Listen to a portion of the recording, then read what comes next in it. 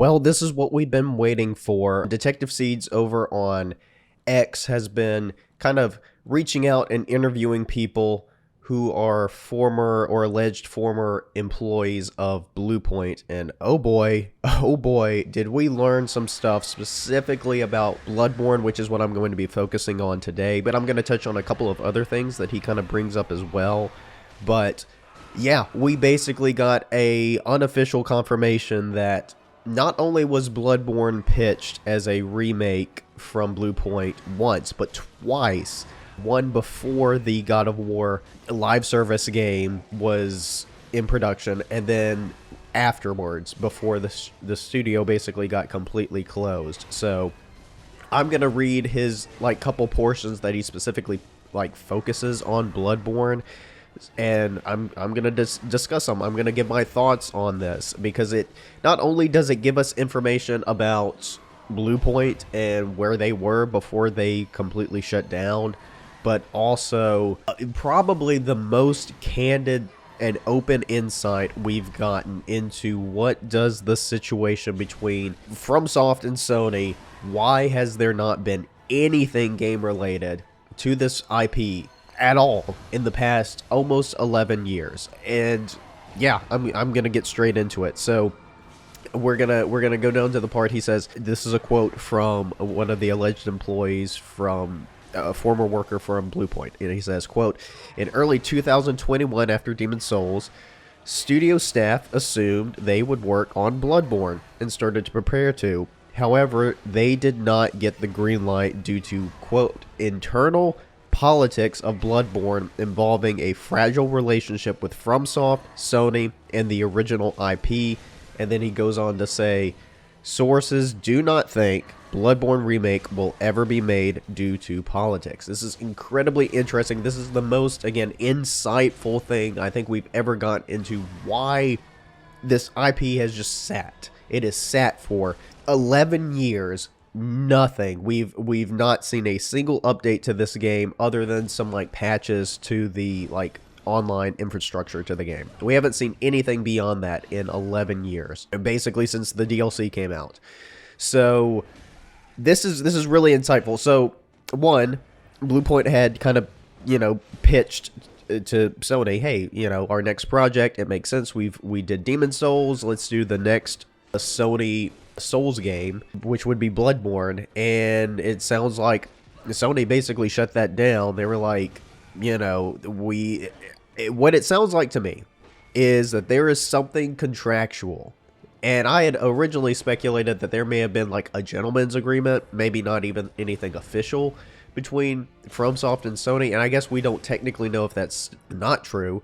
But the way this reads to me is that there is something written in stone that Sony can't really do anything with Bloodborne as far as the games are concerned, or the singular game, without FromSoft's consent, involvement. I don't know what the joint ownership of this all looks like. We know Sony owns the IP, and they are, even to this day, licensing the IP to different, collectibles, action figures, what have you, pieces of art. That's still ongoing. Statues are still getting released for Bloodborne. Merchandise, even 11 years later, we're still getting stuff. Arguably, there's more stuff for Bloodborne in terms of merchandise than almost any of the other Souls games.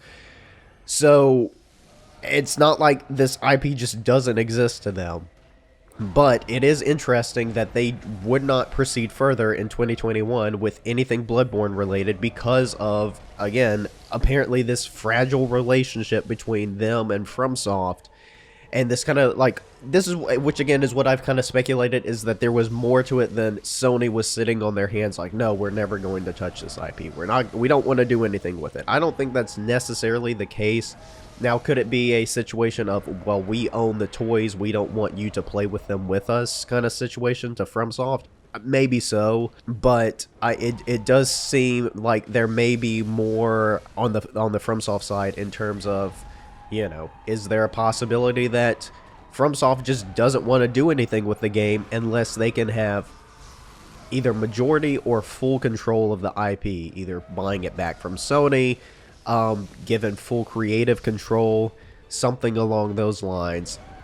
I think that makes a lot of sense. And I think for Sony to pitch to FromSoft a remake of one of their games, I don't think they'd let that fly. I think if they had done that with Demon Souls and this was the exact same situation, that would have also never happened. We would have never gotten a Demon Souls remake, but it appears that, you know, Sony owns more of that IP, or I guess has complete control over that IP, as opposed to Bloodborne, where it seems like it's a little bit more nuanced than what we thought. Like, they own maybe the rights to the Bloodborne name, so they can license it out to comics and merchandise, but they can't do anything as far as the game goes without FromSoft's involvement, which I think is it's so interesting that and maybe this was kind of a foresight on FromSoft's part, where like, hey, you know, in the future, we don't want to be, you know, basically what ended up happening with Demon Souls, where, you know, Sony then takes the IP and does their own thing with it.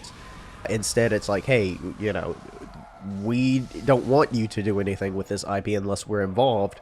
But it also seems like FromSoft currently maybe doesn't want to be involved, or at the very least, and I completely understand why, they wouldn't want to be involved in a full remake. And again, this report only touches on a remake. There's no mention of a remaster in any of this. Could there be some conflating of terms? Possibly, but I'm speculating, given the fact that these are former employees, that they would have known what they're talking about.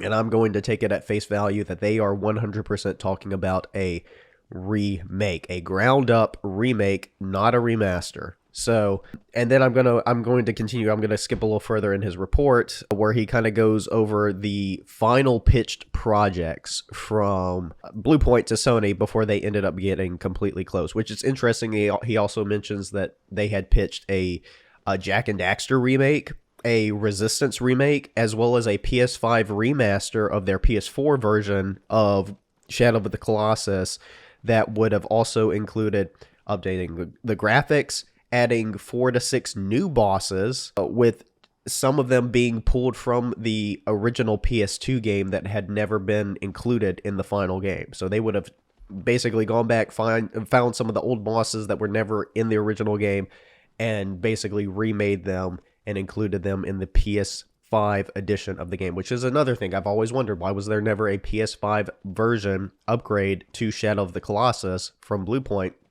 And this explains it. So then, after that, the next part in the report, Mr. Seed says, Bloodborne Remake was again pitched. This would have been probably sometime last year, after the God of War live service game was completely shut down, which there's a lot of drama in there too. I would highly recommend reading his whole post, because he gets into a lot of stuff, but I'm just specifically focused on Bloodborne today.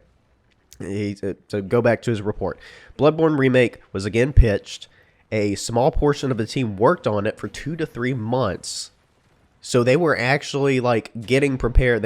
I'm assuming this was them working on pitches, trying to do proof of concept stuff to then show to Sony. A small portion of the team worked on it for 2 to 3 months, but Sony pulled the plug. It was never officially greenlit, but they were deep in negotiations, and BluePoint thought they would make it.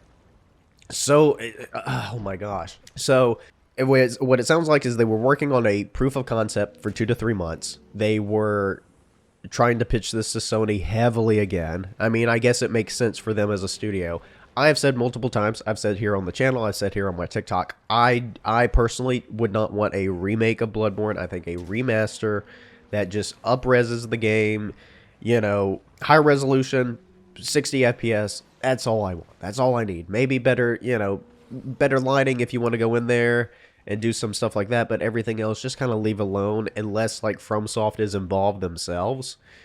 But what's interesting to me is they mention negotiations were like they were deep into negotiations, and I'm wondering what with who? Like, was it just with Sony? Was FromSoft involved in this at all? Like, we just don't know. I mean, I guess if you're reading at like face value, you're just assuming, oh, they were just, you know, working with Sony, and maybe Sony was trying to figure that out on their end. But I really do wonder, was FromSoft involved at all in those negotiations? I mean, I guess we'll see if Mr. Seeds puts out anything else regarding the whole Bloodborne situation, gives a little bit more information on that. But this is kind of all we have right now. But yeah, that was, it's very, we've not had any, not really, like, no significant reports of a Bloodborne Remake remaster ever. Like, just none. And this is the most official thing we've ever gotten in terms of any of that.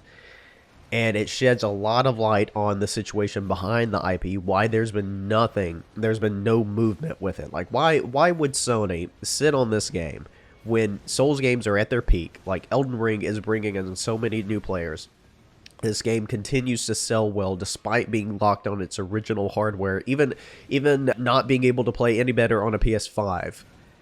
And people still keep coming back to this game because of how good it is, and because it's attached to the larger Souls genre from FromSoft. Like, it's, Elden Ring, Dark Souls, Bloodborne, Sekiro, like, all of those work in tandem together as this, like, collective whole FromSoft's Souls catalog.